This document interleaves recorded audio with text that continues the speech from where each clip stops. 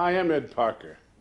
I've organized the following material on basics into what I feel is a logical and sequential order of priorities to ensure viewer comprehension. Prioritize subjects in their proper order is a means of increasing retention. American Kenpo is divided into three major divisions: basics, self-defense, and freestyle or sparring.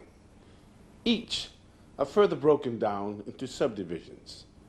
Technically speaking, basics are all physical moves or gestures executed with specific intent or purpose. Depending upon how these moves or gestures are employed, they can be defensive, offensive, or can accomplish both purposes simultaneously. When applied, they can be used to oppose, ride, borrow, or steal force, feint, sprain, dislocate, fracture, rupture, maim, rip, tear, claw, hook, poke, slice, rake, buckle, check, maneuver, trip, grab, lock, twist, pinch, butt, bite, throw, pull, along with numerous other accomplishments. Stated differently, basics are the fundamentals of Kenpo that aid in the development of the mind and body in its preparation for physical combat. Like other fields of learning, its roots stem from a logical and systematic foundation. Paralleling our written language, each move learned, whether defensive or offensive, can be considered an alphabet of motion. When alphabets of motion are combined, they form words of motion. Combinations of words of motion then form sentences of motion.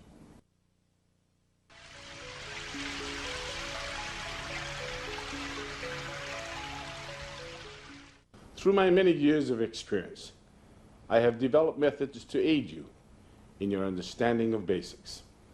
As mentioned previously, comparable rudiments of our spoken language can be employed to boost our understanding of Kenpo. Learning moves in isolated steps is like learning words phonetically. For example, when we learn to pronounce the words cat, bat, and rat, we learn to say them phonetically as cat-at, bat-at, and rat.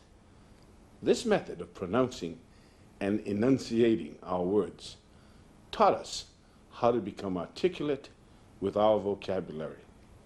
Likewise, motion learned in isolated steps teaches us to become articulate with our movements. It teaches us how to pronounce each move correctly, distinctly, and consistently. Only after thoroughly learning each move phonetically can we combine moves to formulate words of motion, sentences of motion, and even paragraphs of motion.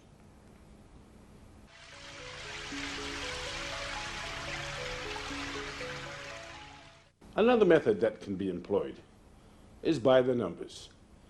Teaching basics via phonetics is like teaching movements by the numbers. Utilizing this method accentuates correct hand or foot positions. It additionally teaches the value of torque, complete utilization of body weight, and all other factors necessary to complete and or maximize a move. The by the number method is not to be used in a realistic situation. Once your moves are learned phonetically and maximum power is experienced, numbered stages are eliminated and direct action takes precedent. just as we do not speak to each other phonetically on a daily basis. Likewise, phonetics of motion are also dropped during the course of higher learning and/or actual combat.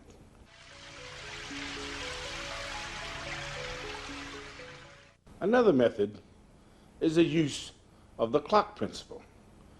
I use a number of visual aids, tangible as well as intangible, to make learning easier.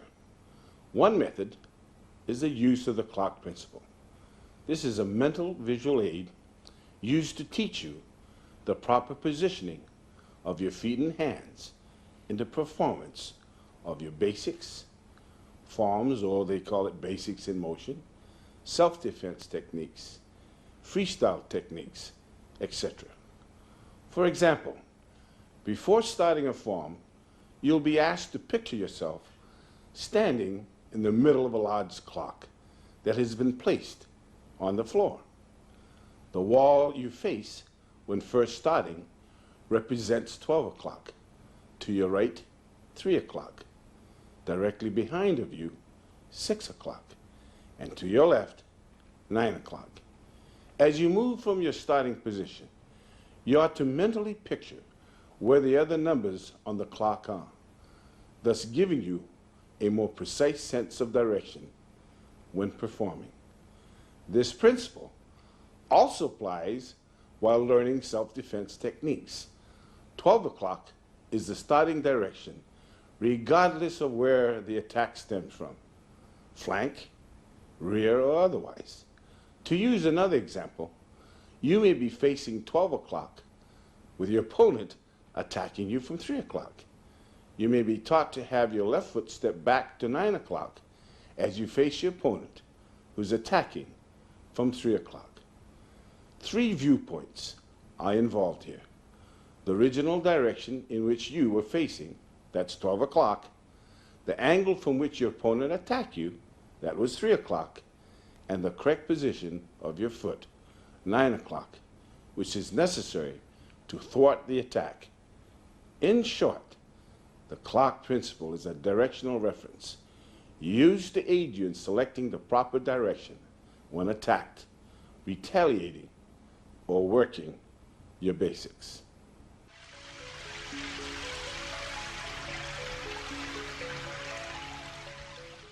To further enhance retention, I employ the mathematic and geometric symbol concepts. These are visual aids that can be used tangibly or intangibly using actual illustrations so that you can see it, or through verbalizing a mental picture instead. There are 3 mathematic and 3 geometric symbols that can enhance your learning. The 3 mathematic symbols are the minus sign, used in subtraction, the plus sign, used in addition, and the time sign, used in multiplication.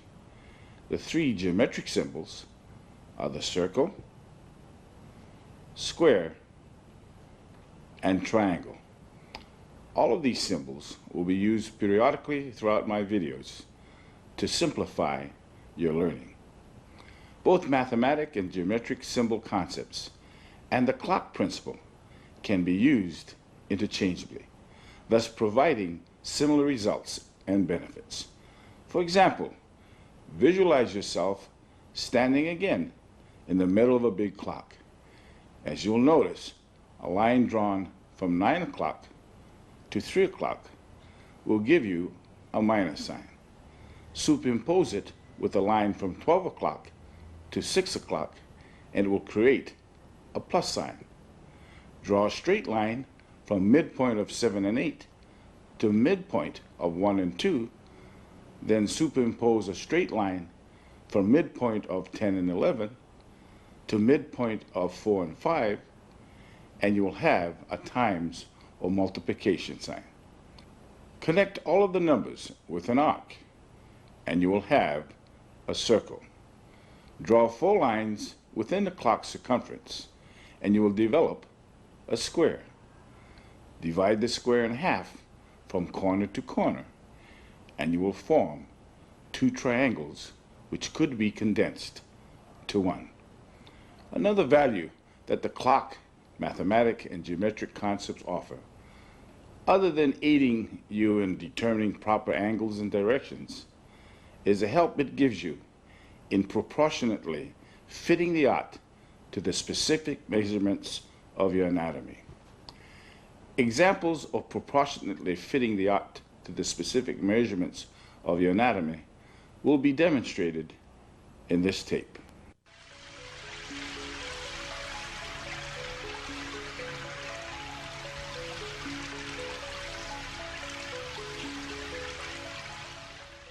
A more sophisticated visual aid encompassing all of these methods, in addition to others, can be found in the universal pattern. This pattern is the most important catalyst contributing to my creative knowledge.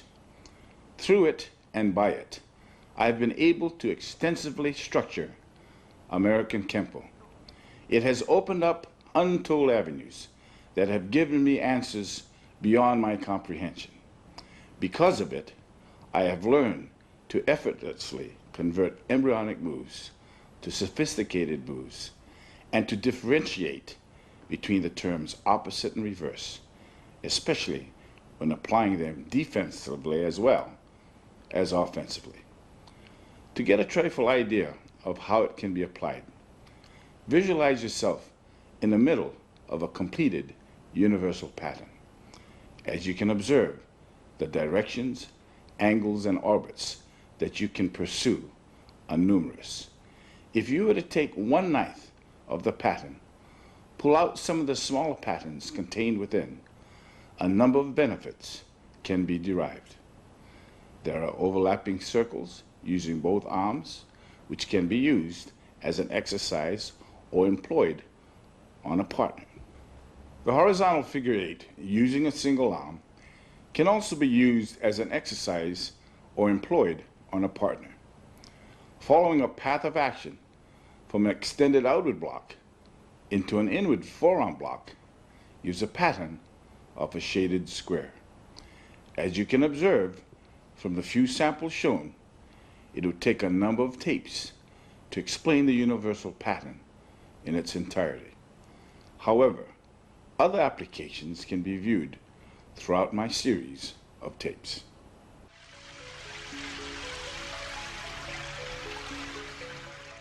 I am convinced that basics can be more thoroughly understood, be of greater value, and be more quickly learned if teaching methods encouraged analyzing and comparing past and present life experiences. When you can relate to something or some concept that you're already familiar with, basics become easier to learn. Your having experienced that concept in another field, related or not, easy substitution of your newly learned skill. The principles employed in a game of family billiards is a good example. The 3 major principles are: 1, proper alignment, to sink the ball of your choice into the pocket of your choice using the cue stick and ball. 2, to contemplate positioning the cue ball so that it will again be aligned to make the next shot easy. And 3, should your winning streak end, have the ability to place the cue ball in an awkward position to disallow your opponent from making a clear shot. To cite another example, let us examine the study of our alphabets. We have learned that alphabets can be written in uppercase or lowercase. Of interest, defensive and offensive movements are comparably applied. Let us examine a left punch to your head, followed by a right punch to your stomach. To defend yourself, let us use a right extended outward block to the left punch and a right inside downward elbow block to the right punch. You'll find that the blocks are much faster and safer than if we were to use our right fist to block the punches. The parallel here is that the high extended outward block is an uppercase movement, whereby the second block is a lowercase movement. As the examples demonstrated, when your new experiences and/or concepts parallel your old, you can be assured that you're getting closer to understanding the concepts of American Kenpo.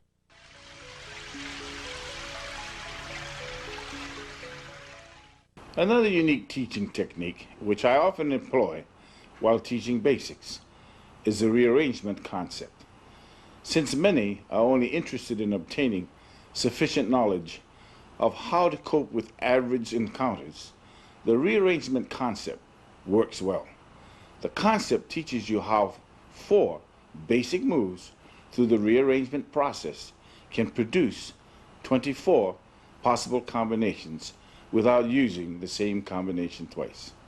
Knowledge of the rearrangement concept is important because there are no 2 situations exactly alike in a confrontation. Therefore, to have a set sequence of moves in mind when countering your opponent is unrealistic. The rearrangement concept makes it capable for you to blend with the action as it occurs, even though your knowledge of moves may be limited. It is the expansion of your limited knowledge that will give you the edge.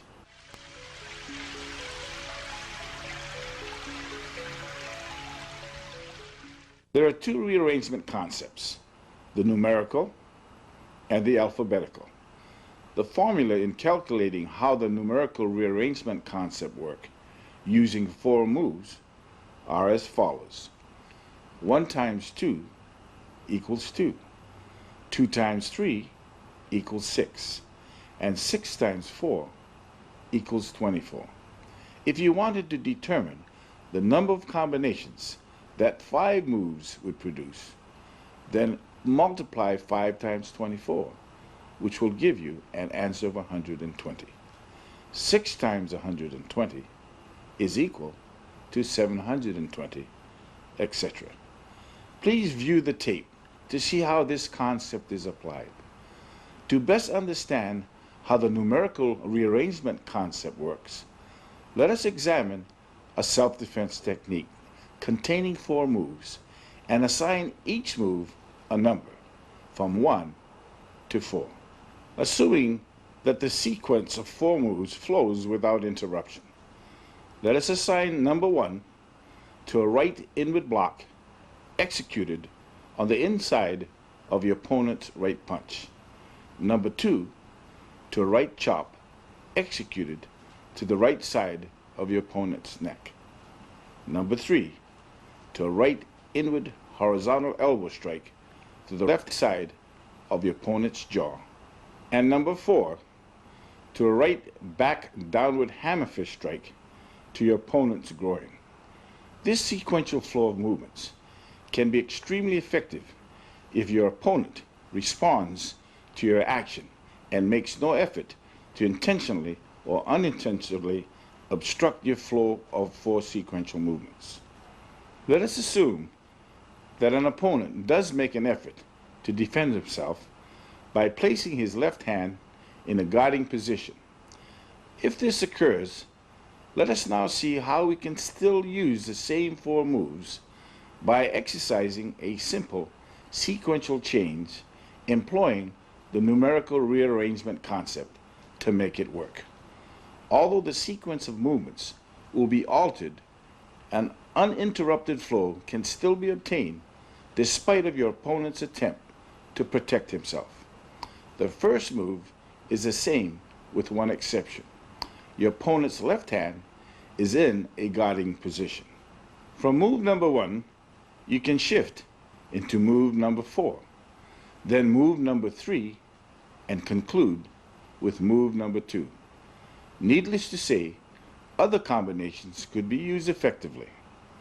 The alphabetical rearrangement concept follows the same format used in the formation of words.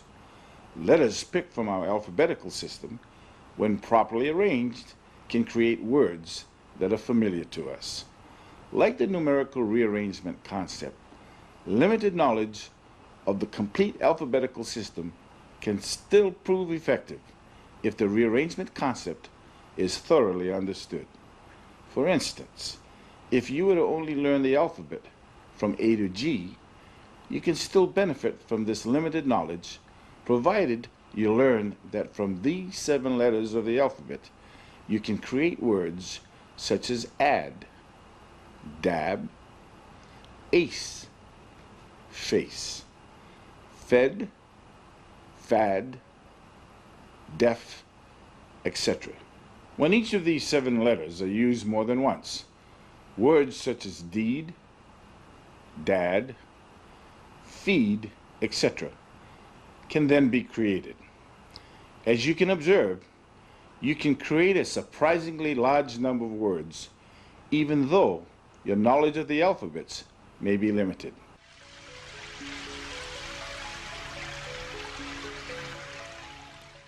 This and the succeeding videos in this series describe the 5 major categories of basics that comprise American Kenpo.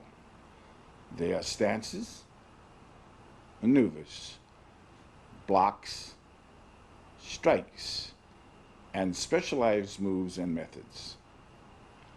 Of the first 4 major divisions, stances are literally postures of defense and offense.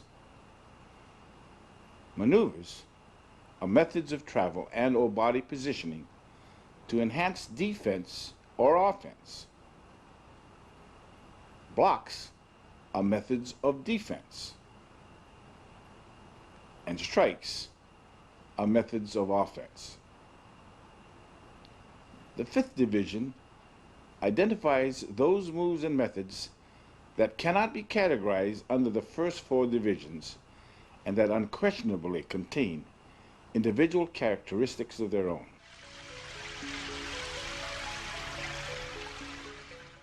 Stances form the foundation of all self-defense and freestyle moves. As we explore them, they are divided into the attention, horse, bow and arrow, kneel, cat, twist, one-leg stance, and specialized.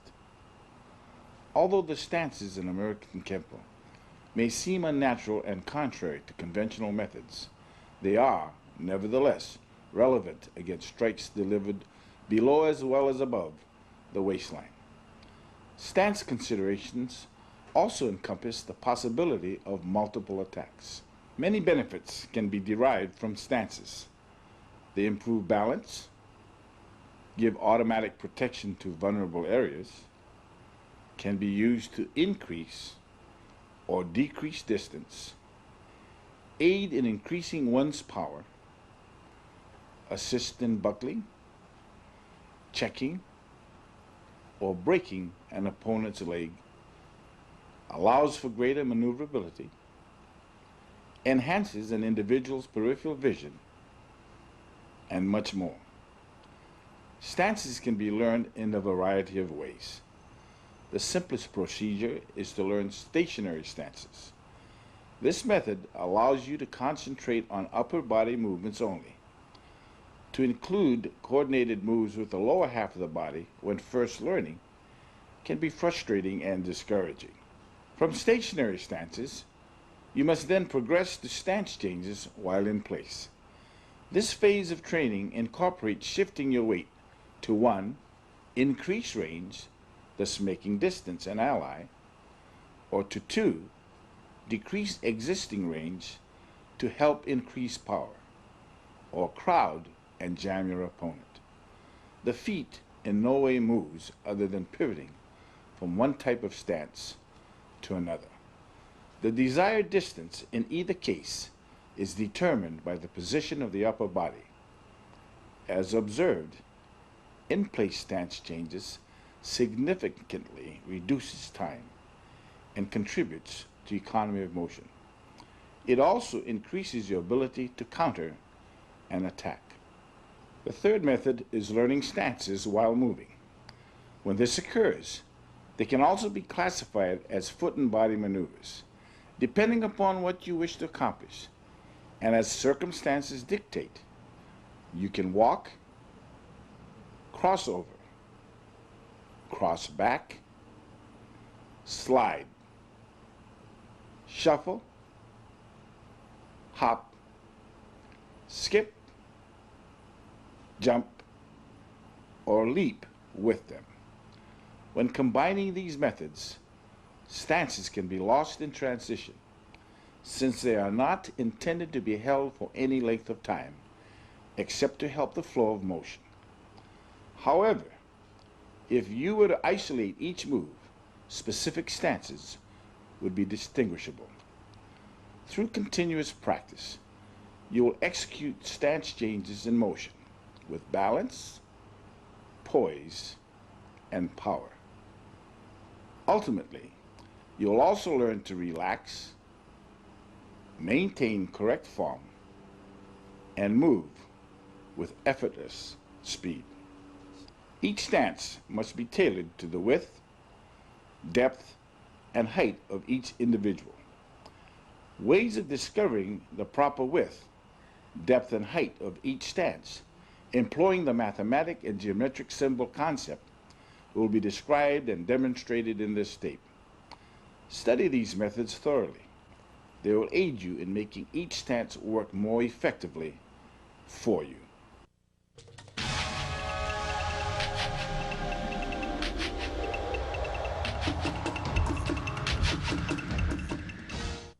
The tension stance is a disciplinary stance used to convey instructions. It is also an intro move prior to reacting to a command. Though primarily used for class instructions, it can, on rare occasions, be employed in combat.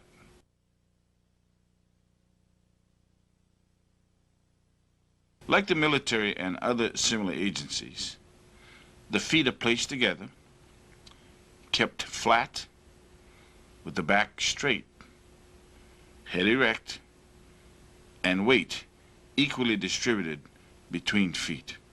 Foot position, feet together, toe-toe, heel-heel. Weight distribution, 50-50. Reason and purpose, to convey instructional information, to teach discipline and respect, and help you to be more attentive.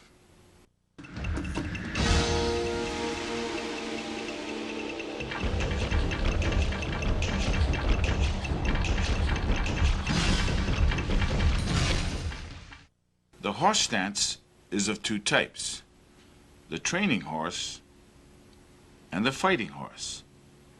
The training horse is the basic exercise position for learning blocks, punches, kicks, etc., and for warming up. The horse stance is also utilized as a meditating ritual when beginning and closing classes. Why the name?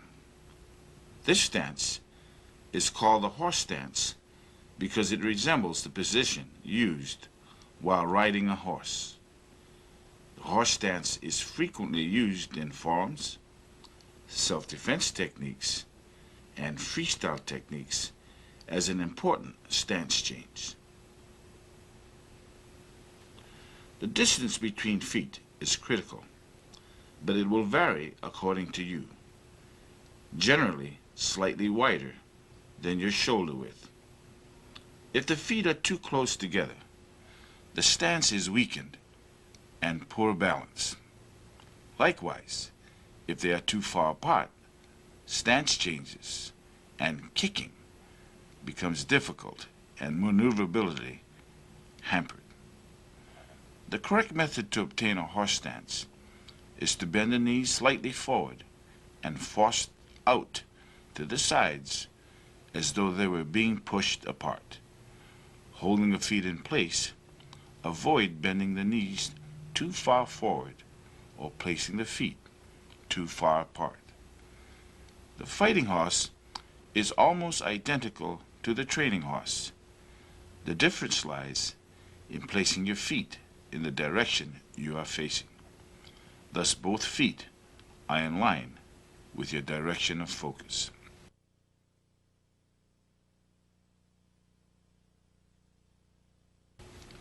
Analytical study of the horse stances. Keep your chin up. Relax your shoulders. Keep your head erect and body perpendicular to the ground. Force your knees out and away from you. Place greater stress on the outer portion of your calf muscles. Your feet should be slightly wider than the width of your shoulders. Once the proper width has been determined, bend both of your knees naturally and comfortably, and you will automatically find your proper height. An interesting comparison. The knee can be compared with a shock absorber and should, therefore, be thought of as one. It should remain flexible between moves, remaining stable when and where necessary, and subject to instant directional change. The width, depth, and height of a stance must correspond with your dimensions. To give specific measurements is absurd. The training horse involves height and width only, whereas the dimensions of the fighting horse are restricted to height and depth. The following method can be used to correctly determine dimensions related to you. Place both feet together. Turn both heels out. Turn the toes of both feet out. And conclude by comfortably turning both heels out again. The method just described teaches you how to proportionally find your width. Once determining your width, squat comfortably and you will automatically obtain your proper height. In time, a step to your right or left will be sufficient to find the proper width of your training horse stance. The fighting horse basically has no width. However, to establish a proper depth of your fighting horse, you must first find the width of your training horse on your line of sight. After establishing this, have your head and eyes turn in the direction of your line of sight. Already having obtained the depth of your fighting horse, have both of your knees bend comfortably to establish your correct height. An added help. Please observe the following as a means of correcting the width of your horse stance. As your knees are forced out, they should bow out so that the sides of your calf muscles protrude slightly beyond the width of your ankles. Notice how this angle prevents a foot stomp originating from the top and side of your calf muscle from injuring your foot. Data summation of the training horse stance. Foot position. Feet should be slightly wider than the width of your shoulders. Toes in, heels out. Toe, toe, heel, heel. Weight distribution. 50-50. Weight is forced out to the outside edges of your feet. Reason and purpose. To teach stamina and patience. A training stance which allows one to concentrate on hand movements only without being distracted by the synchronization of foot maneuvers. Data summation of the fighting horse stance. Foot position, both feet are pigeon-toed with one foot ahead of as well as directly behind the other. It is like a training horse with the opponent to the flank. Head and eyes are focused to the flank. Weight distribution, 50-50. Knees are forced away from each other. Reason and purpose. Minimize target areas. Allow for a faster shuffle, side or back kick.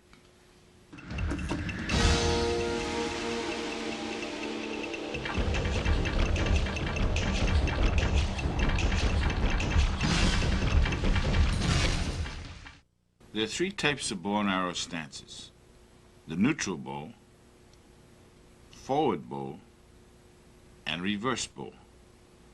They all serve useful purposes and should be added to your reservoir of knowledge. Why the name bow and arrow? The bow and arrow stance was named because of the positioning of the stance. As you will notice in the graphic, when a Chinese bow is superimposed on a forward bow stance. They are almost identical. The forward or bent leg forms part of the bow, and the rear or stiff leg represents the arrow. Neutral bow and arrow stance. The neutral bow is a strong stance and presents a small target. Consequently, the neutral bow is a good stance for sparring or when engaged in actual combat. It is also an important stance when executing your forms and self-defense techniques. Notice how the neutral bow places the rear hip closer to the front than the fighting horse. This is a crucial point of difference. It allows faster use of the rear arm and leg. The feet are pointed more toward the front and are parallel with one another instead of pigeon-toed. The knees are still forced out and the weight rests equally on both feet. Although the feet are placed on either side of the center line, they point toward the front, facing the line of sight or your opponent. In comparison, although the fighting horse gives you a distinct defensive advantage, it limits your ability to retaliate effectively. While the neutral bow is not as protective, it is effective and much more versatile when employing defensive and offensive tactics. Analytical study of the neutral bow. Front view. Position your arms so that the right arm covers the upper region and the left arm the middle region. Your feet should be properly placed on either side of the line of sight. Left heel to the left of the line and the right toe to the right of the line. Have your head and eyes face the line of sight. Since the body is almost sideways, it presents a small target. Knees are forced out. The feet are pointed more toward the front and are parallel to each other. Side view. Keep your head erect. Keep your knees flexible. Distribute your weight equally on both feet. Keep the toe of your right foot to the right of your line of sight. Keep the heel of your left foot to the left of your line of sight. Position your arms so that one is high and the other low. Make sure this policy is adhered to when the arms are switched. Keep your back straight. Finding the proper dimensions. To find the proper width of a right neutral bow, have the heel of your left foot line up with the toe of your right foot. Depth can be found by dropping the knee of your left leg so that it is in line with the heel of your right foot. You should be on the ball of your left foot when you plant your knee. Once your width and depth are determined, have both knees bend naturally and the proper height will be arrived at automatically. Data summation of the neutral bow. Foot position, one foot ahead of the other, utilizing the toe-heel relationship to determine the proper depth. Both feet should run parallel to each other and at an angle of 45 degrees from your opponent. Weight distribution, 50-50. Reason and purpose. Gives you greater mobility, allowing you to retreat or advance with ease. The forward bow and arrow stance is primarily used in the stance chains to extend the reach of the rear arm and increase its power. The most important contribution of the forward bow is as a stance change between neutral bows. The form and smoothness of this sequence will largely determine the effectiveness of the rear arm. Since retreating with a forward bow is difficult and exposure to vulnerable areas is more pronounced, the stance is intended to be transitory. A forward bow can be formed from your neutral bow by rotating your rear hip so that it is even with your forward hip. Your front leg does not change, but your rear leg becomes almost stiff as it pushes your rear hip forward. Your rear foot, while still flat, pivots on the ball as the heel is thrust back to a position where the toes point mostly forward. The ground is literally used as a launching pad to push, brace, and support your action.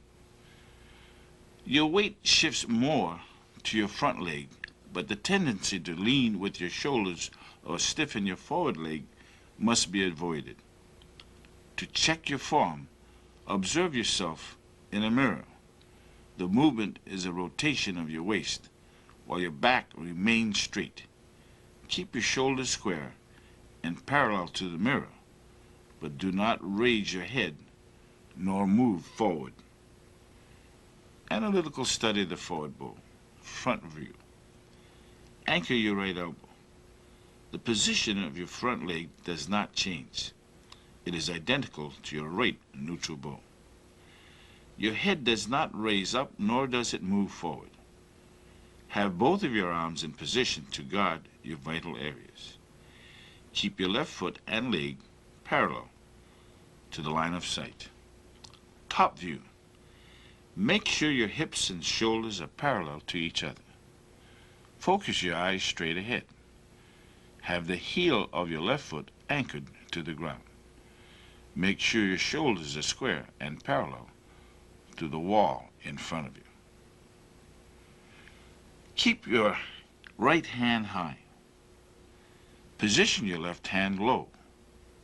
Make sure your forward or right knee is forced out. Have your right foot turned in.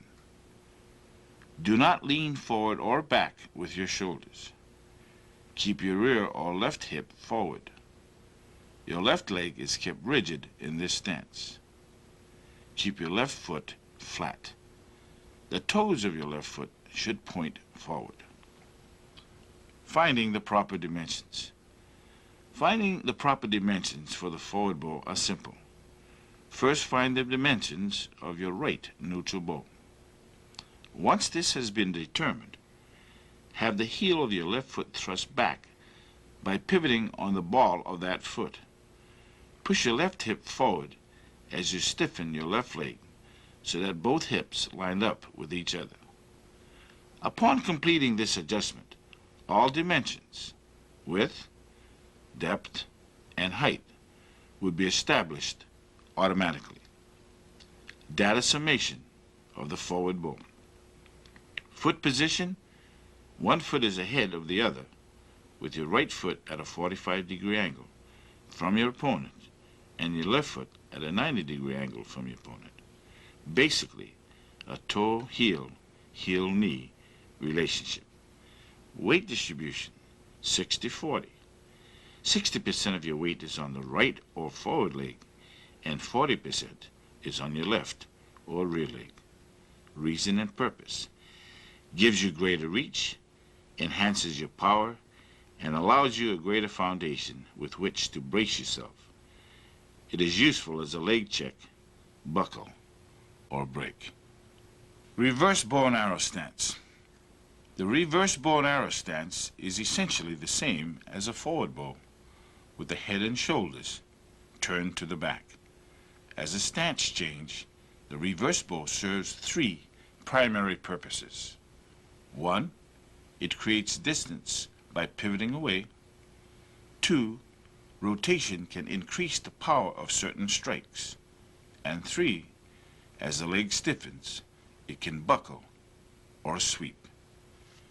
Analytical study of the reverse bow, front view. Have your rear arm protect your upper region.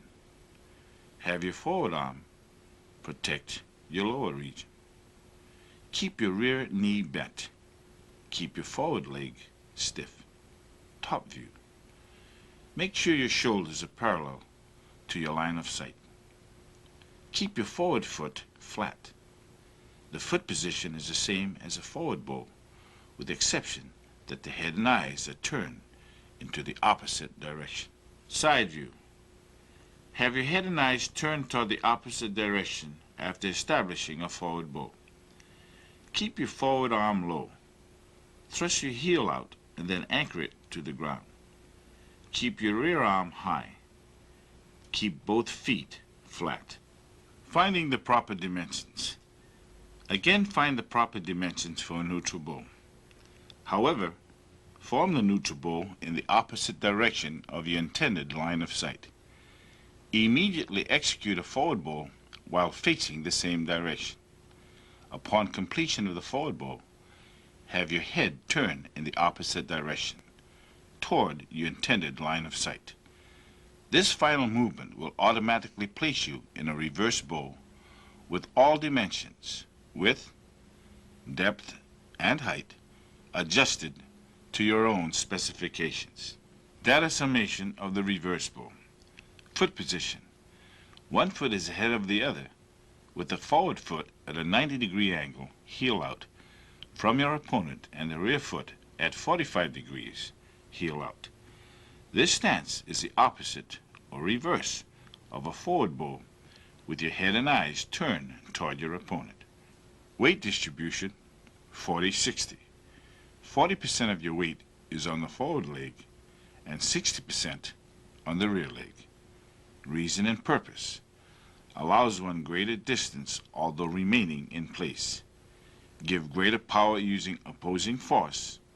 Is useful as a leg check, buckle, or break.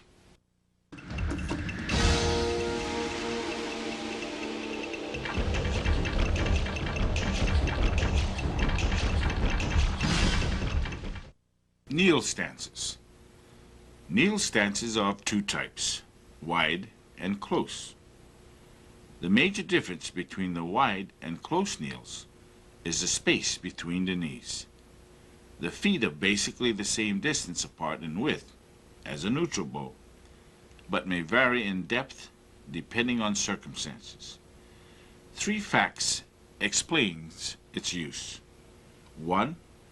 The body drops in height, thereby giving power to your downward strikes, as it employs the principle of gravitational marriage, avoids an attack by going under it, or to help reach a low target.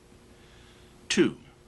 As with most stance changes, there is usually a rotation of the hips and shoulders, which can boost the force of a horizontal strike. The combination of change in height plus the rotation will increase the effectiveness of a strike moving diagonally downward. 3. The rear knee drops down and may therefore act as a weapon, as a check or a pin, or as a push to buckle an opponent's leg. Although the wide kneel has greater stability, the fact remains that a close kneel can be extremely useful offensively as well as defensively. Both should not be overlooked, since they are definitely alphabets of motion that can help increase your vocabulary of motion. Wide kneel stance. The wide kneel stance is no more than a neutral bow with the rear knee dropped and forced out in the direction it was facing. There is no change in the positioning of the front leg or foot. However, the rear heel is raised off the ground to allow the knee to bend down further. Both knees are forced apart, hence the name wide kneel. The stance is quite low, the weight equally divided between the 2 feet, and the back is straight. Analytical study of the wide kneel. Front view. Keep your right arm low. Make sure your knees are forced apart. Have your weight equally distributed on both legs. Keep your eyes straight ahead. Keep your left arm high. Keep your forward foot position in the same positions as that of your left neutral bow. Top view. Keep your shoulders in line with your hips. Your rear leg is at a 30-degree angle to your line of sight. Keep your body parallel to the wall in front of you. Side view. Keep your back straight. Keep your buttocks tucked in. Make sure the heel of your right foot is off the ground. Keep the ball of your right foot on the ground.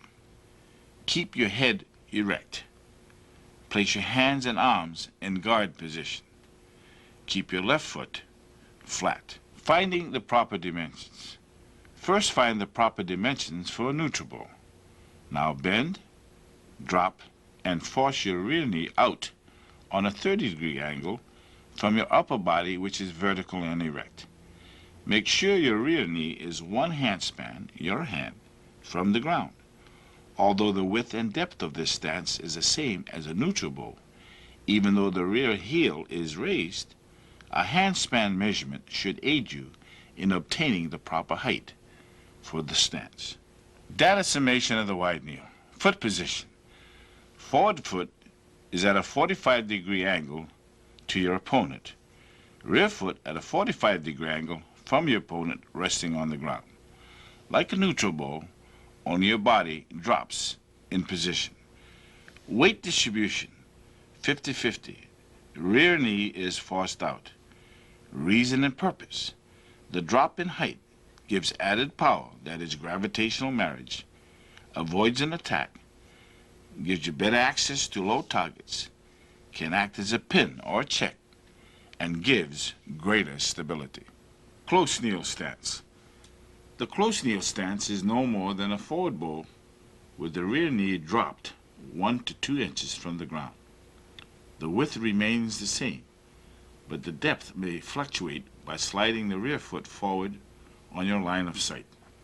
This, of course, would depend on the necessary adjustments needed at the time because of circumstance. Like the wide kneel, there is no change in the positioning of the front leg or foot, and the rear heel is also raised off the ground to allow the knee to bend freely. The forward knee is the only one forced out. The rear knee is kept in and close to the forward leg, hence the name, close kneel. The stance is exceedingly low. The weight equally divided between the 2 feet, and the back is straight. The close kneel is lower than the wide kneel, since the rear knee is kept closer to the ground. The weight, though equally distributed, is centered over the right knee. Analytical study of the close kneel. Front view. Keep your right arm low. Have your right knee brought straight down. Have your weight distributed equally on both legs. Keep your eyes straight ahead. Keep your left arm high. Force your left knee out. Your forward or left foot should be positioned identically to that of a left neutral bow. Top view. Your shoulders should be in line with your hips. Make sure your right leg is parallel to your line of sight. Line your body to that wall in front of you. Side view. Keep your back straight. Tuck your buttocks in. Raise your right heel off of the ground. Keep the ball of your right foot onto the ground. Keep your head erect. Make sure your arms and hands are in guard position. Keep your forward or left foot flat. Keep your right knee 1 to 2 inches off of the ground. Finding the proper dimensions. The first step is to find the proper dimensions for a forward bow. Once obtained, bend and drop your rear knee straight down toward the floor and about 1 to 2 inches from it. Make sure your rear knee does not touch the ground, although the width and depth of this stance is the same as a forward bow, even though the rear heel is raised. Having your rear knee 1 to 2 inches from the ground should aid you in obtaining the proper height for this stance. Data summation of the close kneel. Foot position. Forward foot is at a 45-degree angle to your opponent. Rear foot is at a 90-degree angle to your opponent, resting on the ball of the foot with the heel off of the ground. Rear foot may shuffle forward if an adjustment is needed, like the forward bow, only your body drops in position. Weight distribution, 50-50. Rear knee is dropped straight down so that it parallels the vertical angle of your head. Reason and purpose. The drop in height gives added power through gravitational marriage, avoids an attack, allows for better access to low targets, can act as a pin, check, or be used to fracture, and it also gives instant stability.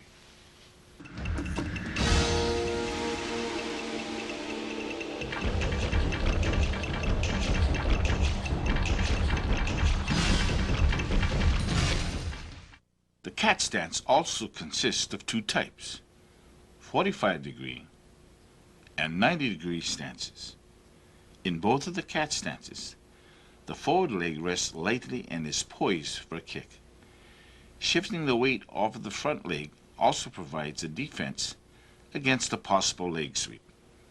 With approximately 90% of the body weight centered low and on the rear leg, it is this very strain on the rear leg that explains, in part, why these two types of cat stances are usually transitory.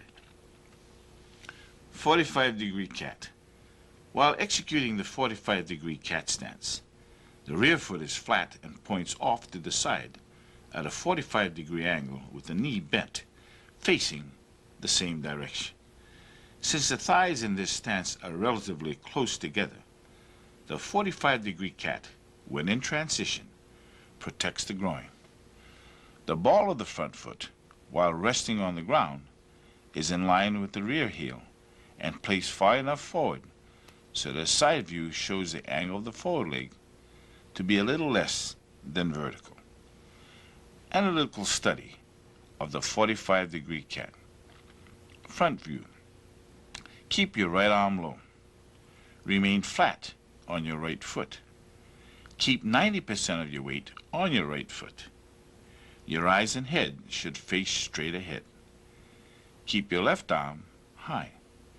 Keep your thighs relatively close together. Plant the ball of your left foot only. 10% of your weight should be on your left foot. Top view. Keep your body parallel to the wall in front of you. Your hips should be in line with your shoulders. Your right knee and foot should be on a 45-degree angle. Your left foot should be on a 90-degree angle. Side view. Keep your back straight. Keep your head erect. Have your buttocks tucked in and make sure that it sits low. Bend your right knee. Have your arms and hands in guard position. Bend your left knee. Make sure your left heel is raised off of the ground. Make sure that both of your feet are pointed away from you. Your left foot is on a 90-degree angle. Your right foot is on a 45-degree angle. Other helpful information. There are many variations of the cat stance.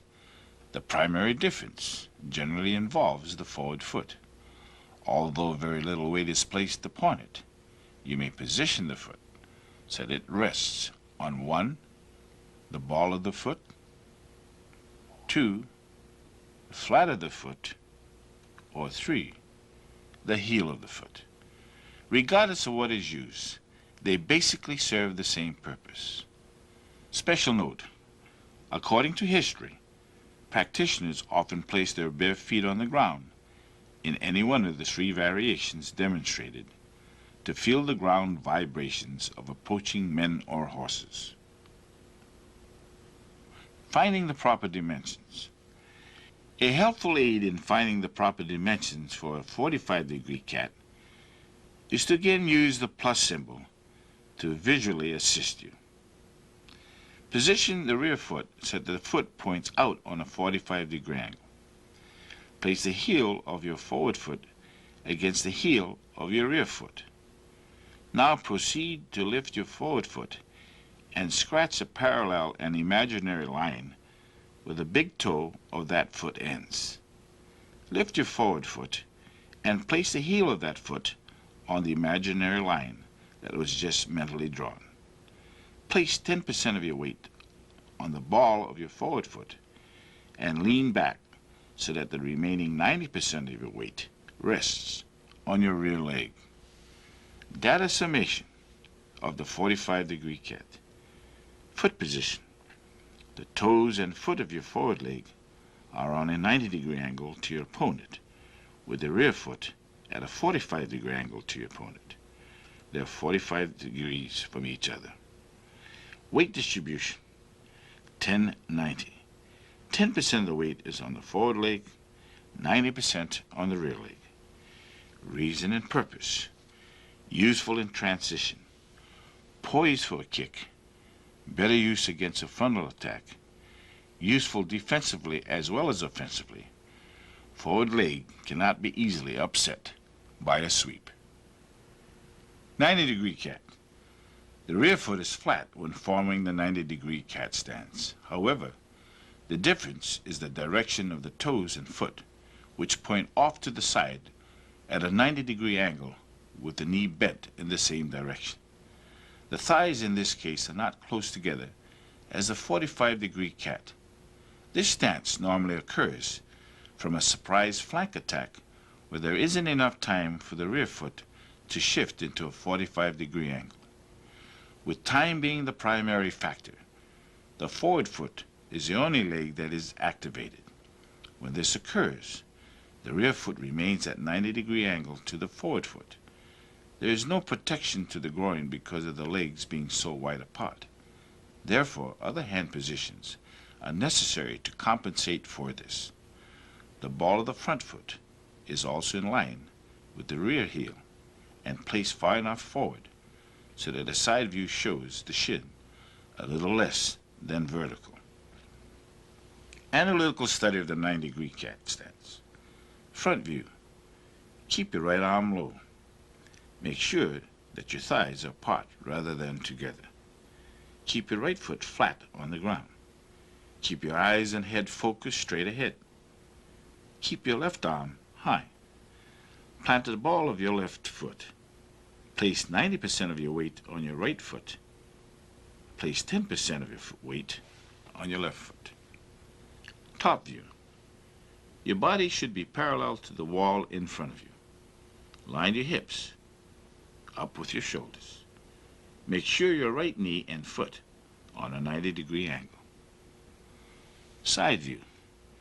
Keep your back straight. Keep your head erect. Keep your buttocks tucked in and make sure it sits low. Make sure that both feet are pointed away from you. Place your arms and hands in guard position. Keep your left knee bent. Raise your left heel off of the ground. Your left foot is also on a 90-degree angle. Your right foot is on a 90-degree angle also. Finding the proper dimensions. Again, visualize an imaginary plus sign. This time, have your rear foot point out on a 90-degree angle. As with the 45-degree cat stance, the heel of your forward foot is placed against the heel of your rear foot. Lift your forward foot and draw an imaginary line with the big toe of that same foot. Lift your forward foot and place the heel of that foot on the imaginary line that was mentally drawn. Place 10% of your weight on the ball of your forward foot and lean back and over your rear leg so that the remaining 90% of your weight rests on that leg. Data summation of the 90-degree cat. Foot position. The toes and foot of your forward leg is at a 90-degree angle from your opponent with the rear foot parallel to your opponent, 90 degrees to your forward foot and leg. Both are 90 degrees from each other. Weight distribution, 10-90. 10% of the weight is on the forward leg, 90% on the rear leg. Reason and purpose. This stance is useful in transition when you're poised for a kick. It is best used against a flank attack. It is useful defensively as well as offensively. It would be difficult to upset your forward leg with a sweep.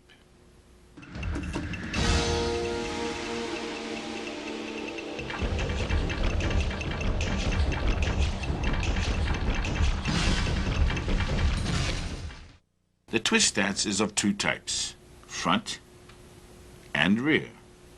Both have numerous applications. They are more commonly used as a means to advance or retreat without rotating the trunk of the body, or they may be used as a stance change to protect the groin, to break a leg, to check, or when rotating out of the stance, they may be used to switch the forward and rear arms without shifting the feet.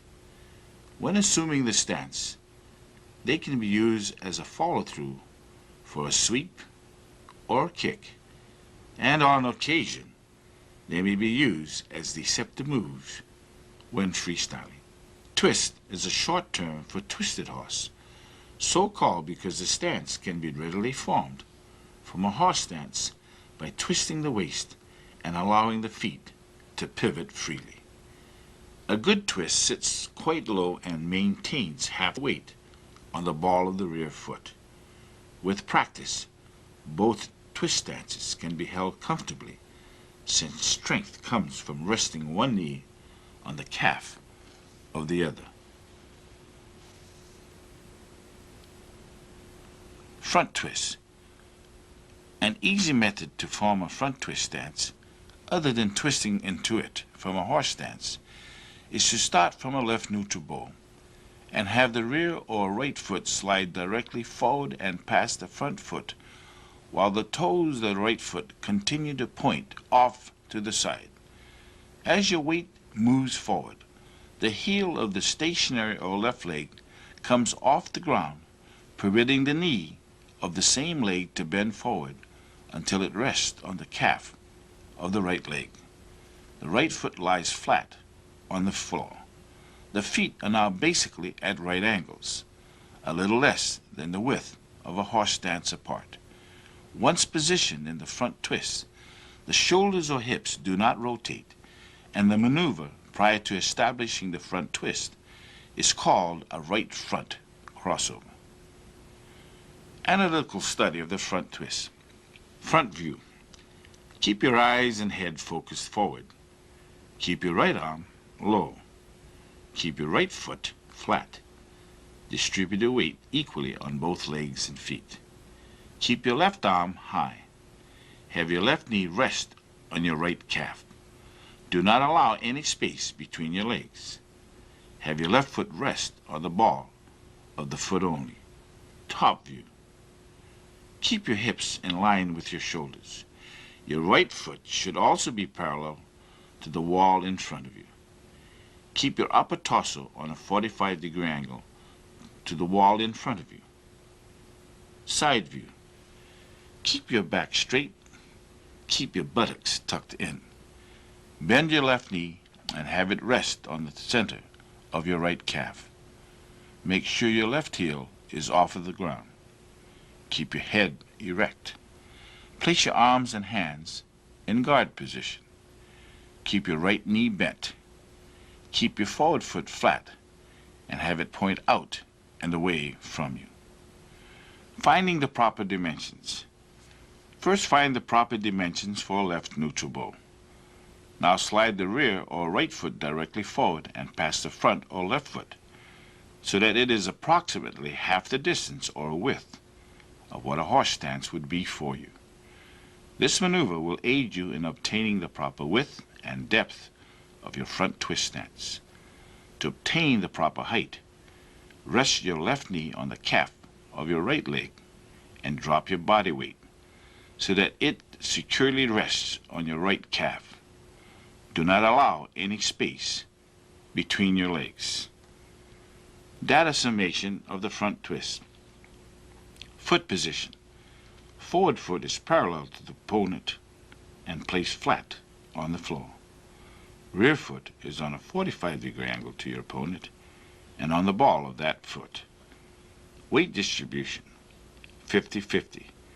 50% of the weight is on the forward leg, 50% on the rear leg. Reason and purpose. Used in transition when going either forward or backward. Allows for a fast drop in height. Used to stomp with. To conceal the rear leg prior to kicking with it. Protects the groin. Assists in breaking a leg as a check or used as a sweep. Rear twist. A rear twist stance can also be positioned from a left neutral ball by having your right foot slide directly to the back of and past and ahead of your left foot, while the toes of your right foot continue pointing in the same direction. As the weight moves forward, your left foot remains flat as your right foot is planted on the ball of the foot. Have your right knee rest on the calf of your left leg. When the rear twist is produced in this manner, the shoulders or hips, like the front twist, do not rotate, and the maneuver prior to establishing the rear twist is called a right rear crossover. Analytical study of the rear twist. Front view. Guard with your left arm high and your right arm low. Keep your left foot flat. Balance your weight equally on both of your legs. Keep your eyes and head focused forward. Place your right knee on your left calf. Do not allow any space between your legs and thighs. Plant the ball of the foot only. Top view. Have your hips line up with your shoulders. Place your left foot on a 45-degree angle to the wall in front of you. Place your body on a 45-degree angle to the wall in front of you. Have your right foot face you in a vertical and upright position. Side view. Keep your back straight. Tuck your buttocks in and sit low. Bend your right knee. Keep your head erect. Place your arms and hands in guard position. Bend your left knee. Raise your right heel off of the ground. Have your right foot point in and toward you. Have your left foot point away from you. Finding the proper dimensions. Like the front twist, find the proper dimensions of a left neutral bow. This time, slide your right foot directly to the back of and past and ahead of your left foot, so that it again travels approximately half the distance or width of a horse stance as it pertains to you. This maneuver will aid you in obtaining the proper width and depth of your rear twist stance. From this position, drop your body weight so that your right knee rests securely on top of your left calf. Thus, your proper height is obtained. Data summation of the rear twist. Foot position. Forward foot or lead foot is at a 45-degree angle from your opponent, resting on the ball of that foot. Your rear foot, which is originally the forward foot, is parallel to your opponent and rests flat. Weight distribution, 50-50. 50% of weight is on the forward leg and 50% on the rear leg. Reason and purpose. Used in transition when going either forward or backward, allowing for a fast drop in height, used to stop with, to break or check, and to protect the groin.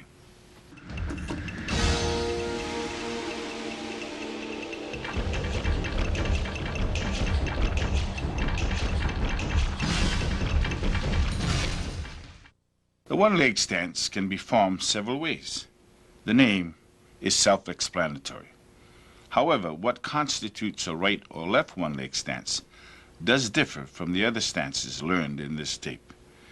In this case, it is the supporting leg, the leg bearing the body weight, that determines a right or left one-leg stance. The airborne leg, the leg which is raised, is not used as a determining factor because of the numerous positions, directions, and heights it can be placed in. The one-leg stance is commonly used while jumping from side to side to avoid a frontal or rear attack. It may arise out of a cat stance to avoid a leg sweep. Generally, it is a very useful transitory stance while shifting from one stance to another. On occasion, it may be used deceptively while freestyling. The hand positions can also vary depending upon the positions used when forming a one-leg stance. Important note, a one-leg stance can be formed by raising the rear leg instead of the forward leg. It does not have to be the forward leg. Analytical study of the one-leg stance. Front view. Keep your right arm low. Keep your eyes and head focused straight ahead. Keep your left arm high. Lift your left leg up and in the air. Keep your right foot flat. 100% of your weight is on your right foot. Top view. Keep your hips in line with your shoulders. Keep your body parallel to the wall in front of you. Make sure your right knee and foot are on a 45-degree angle. Position your left knee on a 90-degree angle. Side view. Keep your back straight. Keep your head erect. Make sure your arms and hands are in guard position. Keep your buttocks tucked in and have it sit low. Bend your right knee. Bend your left knee and raise it to waist level. Make sure both feet are pointed away from you. Even with your left foot in the air, it should still face on a 90-degree angle. Position your right foot on a 45-degree angle. Finding the proper dimensions. Two of the dimensions, width and depth, are missing. Height is really your only concern in executing a one-leg stance. In executing a one-leg stance, bend your supporting leg to a comfortable and balanced position and maintain it. Make sure that your entire weight is centered on your supporting leg. You can execute a one-leg stance from any of the stances mentioned in this videotape. Cock your suspended leg to any height or position. Turn your head in any direction and place your hands and arms in any position. You would still be positioned in a one-leg stance. That is summation of the one-leg stance. Foot position. Your leg is suspended and your knee points to the left or right. The rear leg is bent with the foot at a 45-degree angle from a left neutral ball to your opponent. The rear leg can be raised instead of the forward leg if desired. Weight distribution. 100% on your supporting leg. Reason and purpose. Use more to protect the groin area. Utilizes economy of motion when executing a side kick with the leg that is suspended in the air.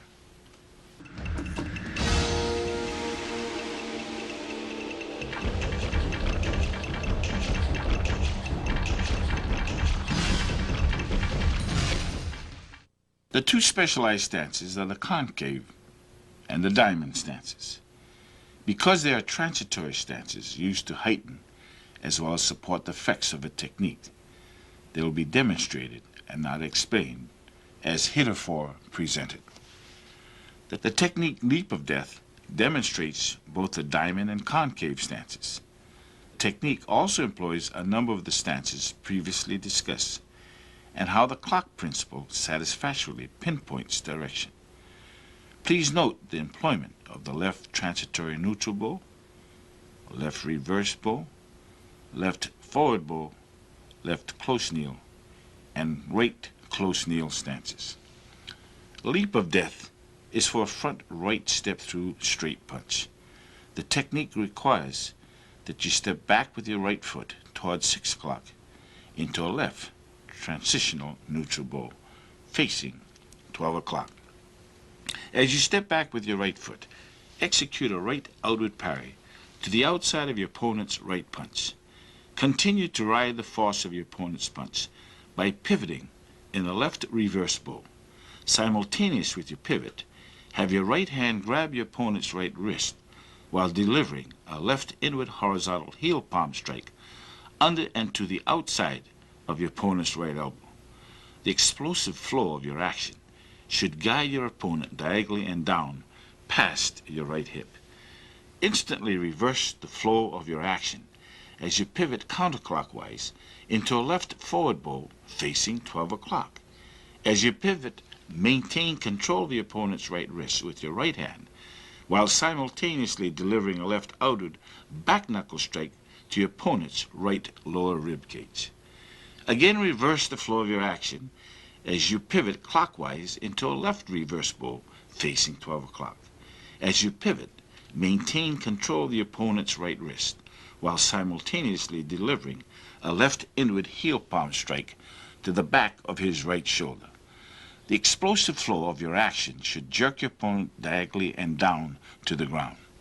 Leap into the air toward your opponent with both feet cocked under you and with both of your hands cocked to the sides of your chest, palm up in begging fashion, preparatory to executing your specialized diamond stance.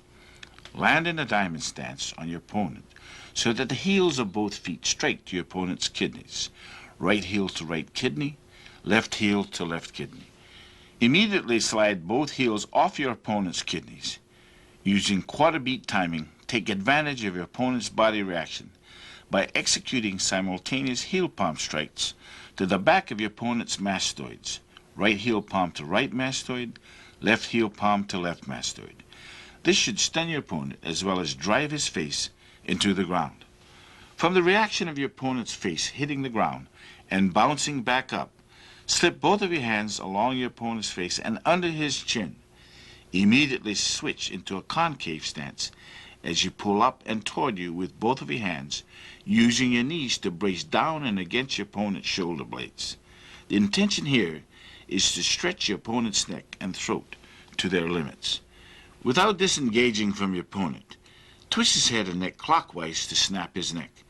This is accomplished by pulling up and against your opponent's chin with your right hand and pushing down on the back of your opponent's head with your left hand. With your right hand now cocked to your right ear, palm out, and your left hand pushing your opponent's head down, immediately follow up by pivoting to a left close kneel stance as you deliver a right inward handsod to the bridge of your opponent's nose. This should break his nose. Switch into a right close kneel stance as you drop your left knee onto your opponent's upper spine. With this action, simultaneously execute a left hand push to the back of your opponent's head to again force his face to the ground. Using your opponent's body as a springboard, bounce up, leap, and turn your body counterclockwise in midair. Using the synchronization of your rotational force and marriage of gravity, land with your left foot to the right of your opponent's body as you deliver a right downward looping roundhouse kick to your opponent's head. Be sure to bend your left knee deeply when executing your right roundhouse kick.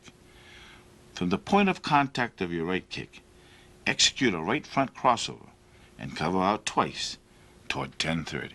The designation of a left or right stance is determined by the lead or forward leg as well as the direction you are facing in the case of both head and eyes at the time each stance is established. The only exception rests with the one-leg stance. Because the suspended leg can be found in a number of positions and directions, it is the supporting leg that determines whether the one-leg stance is left or right.